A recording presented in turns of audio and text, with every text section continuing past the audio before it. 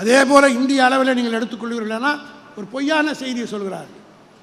மோடி வந்துடுவார், மொத்தம் 543 சீட்டு. சராசரி பேப்பர் கணக்கு வச்சு பாருங்கள், எப்படி அவர் 300 சீட் ஜெயிக்க முடியும்? கேரளாவில் ஒன்று கூட கிடையாது, தமிழ்நாட்டில் ஒன்று கூட ஜெயிக்க முடியாது, ஆந்திராவில் ஒன்று கூட ஜெயிக்க முடியாது, வெஸ்ட் பெங்காலில் ஒன்று கூட ஜெயிக்க முடியாது, பஞ்சாபில் ஒன்று கூட ஜெயிக்க முடியாது, டெல்லியில் ஒன்று கூட ஜெயிக்க முடியாது, உத்தரப்பிரதேசத்தில் அகிலேஷ் யாதவ் அவர் அமைச்சருக்கு கூட்டணிப்படி போன முறை 4 சீட்டு தான் நம்ம அணிக்கு வந்தது. இப்போ 80 சீட்டில் 73 சீட்டு அகிலேஷ் யாதவுக்கு வரப்போன்னு கருத்துக்கணும் சொல்கிறான். ஒரே ஒரு கணிப்பு சொல்கிறேன், அவன் ஜெயிக்கிறதா இருந்தால் எதுக்காக ஆளை பிடிக்கிறான்? ஏன் பிடிக்கிறார் மோடி? எதுக்காக ஆளை பிடிக்கிறாரு? புள்ள பிடிக்கிறவன் மாதிரி ஒரு கட்சியிலேருந்து ஆளை பிடிக்கிறார்.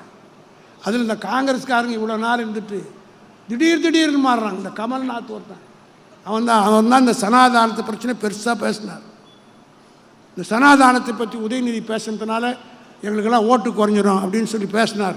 அவன் தான் முதல்ல போய் அங்கே சேர்றான், ஒரு ராஜ்யசபா எம்பிக்காக.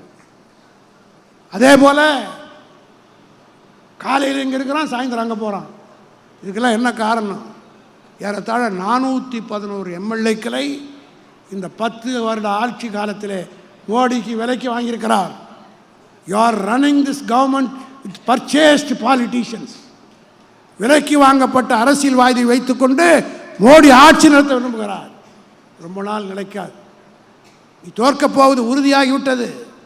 ஒன்றை மட்டும் நான் சொல்கிறேன், தளபதி மு க ஸ்டாலின் அவர்கள் அவருடைய பிறந்தநாள் விழாவிலே முதலில் அவர் அறிவித்தது இந்தியா கூட்டணி. இது மகத்தான கூட்டணி அமைந்திருக்கிறது. இந்த கூட்டணி மிகப்பெரிய வெற்றியை பெறப்போவது உறுதியாகிவிட்டது. அது உங்கள் கையில் தான் இருக்குது. இங்கே கௌதம் சிகாமணி சொன்னதை போல இங்கே வந்திருக்கிற ஒவ்வொரு BLA 2வும் BLCயும் நீங்கள் தான் இந்த கட்சியினுடைய காவல் தெய்வங்கள். நாங்களாம் சும்மா மேலே உட்காருக்கிற கோபுரத்தில் இருக்கிற கலச மாதிரி. இந்த இயக்கத்திலே எங்களை உட்கார வைக்கிறது நீங்கள் தான். இந்தியாவுடைய ஆட்சி மாற்றத்தை ஏற்படுத்த வேண்டுமானால் இன்று முதல் இன்னும் 60 நாள் தான் இருக்குது. நான் தேதியை நானே அறிவிச்சிட்டு போகிறேன். ஏப்ரல் 16 தான் தமிழ்நாட்டில் தேர்தல். யாரா சொன்னதுன்னா உனக்கு வேண்டப்பட்ட ஒருத்தன் எனக்கு சொன்னான். அவனை விசாரித்து அவன் மேலே விசாரணை போடு. ஆக இன்னும் இந்த 60 நாட்களுக்குள் தயாராகுங்கள். இந்த மாவட்டத்துடைய பெருமையை காப்பாற்றுங்கள். தளபதியுடைய கரத்தை வலுப்படுத்துங்கள் என்று கேட்டு விடைபெறுகிறேன்.